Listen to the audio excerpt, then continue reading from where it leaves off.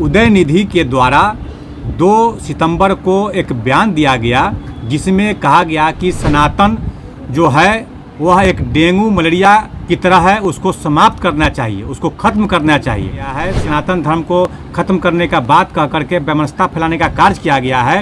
इन्हीं आरोप को लेकर के यह मुकदमा मैंने इन दोनों के खिलाफ दर्ज कराया है।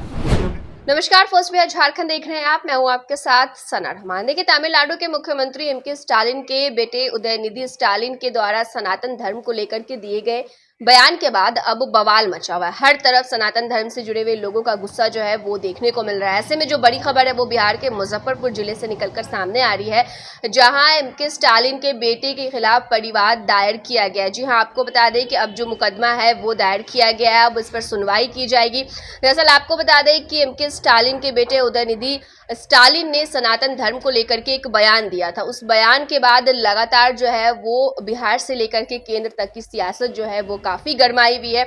एक के बाद एक जो कई तरह का इससे हमला है वो बीजेपी की तरफ से भी किया जा रहा है। ऐसे में जो लोग सनातन धर्म से जुड़े हुए उनका सीधा सीधा ये आरोप है कि ऐसे लोगों की भावनाओं को ठेस पहुंचाने के लिए उन्होंने ऐसा बयान दिया है।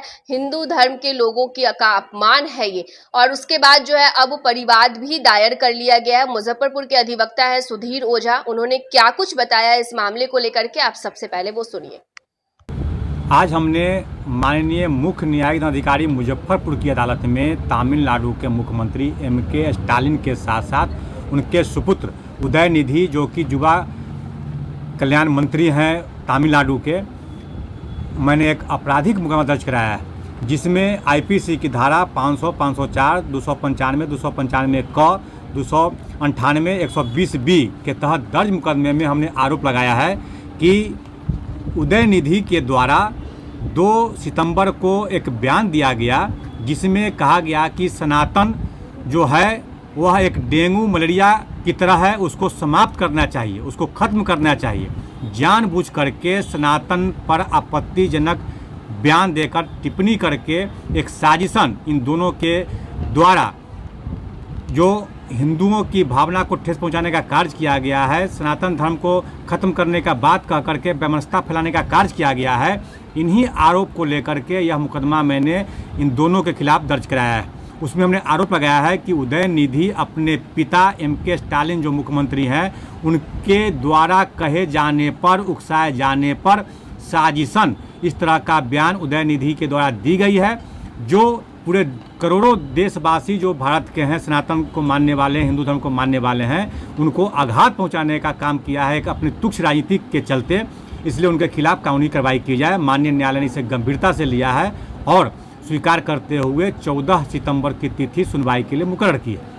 कौन कौन सी धाराएं लगाई हैं? इसमें आईपीसी की धारा 500, 504, 295, 295 क, 298, 120 बी की धारा के तहत यह मुकदमा दर्ज कराया गया है। क्या परिचय हो गया? सुधीर कुमार ओझा, अधिवक्ता, मुजफ्फरपुर, बिहार।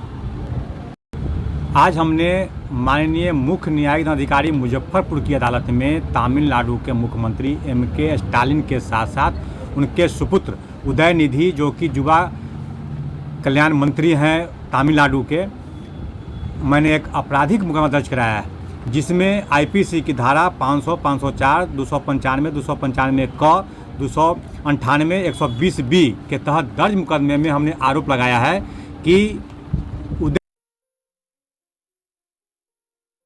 ये लो, मुंह मीठा करो। आज मैंने अपना जॉब छोड़ दिया, अब हम पूर्णिया वापस जाएंगे। जॉब छोड़ दिया है? मतलब ये घर कैसे चलेगा? हम करेंगे क्या? और माँ बाबूजी क्या बोलेंगे? इसलिए मैं एक और मिठाई का डब्बा लाया। अपने बिजनेस के लिए लोन अप्रूव हो गया। अरे लोन अप्रूव हो गया वो तो ठीक है, लेकिन पूर्णिया में हम रहेंगे कहाँ? अपना घर भी तो नहीं है वहाँ। इसलिए तो एक और मिठाई का डब्बा अलग से लाया हूँ। हमने पूर्णिया में घर ले लिया है, पूर्णिया के ई होम्स पैनोरमा में। पूर्णिया में पैनोरमा ग्रुप लेकर आए हैं ई होम्स पैनोरमा। बड़ा घर, आलीशान जिंदगी और अत्याधुनिक सुविधाओं के संग। अरे अब क्यों मुंह मीठा करवा रही हो? क्योंकि हम घर वापसी जो कर रहे हैं। घर वापसी की खुशी पूर्णिया में ई होम्स पैनोरमा के संग। E homes panorama, luxurious lifestyle redefined.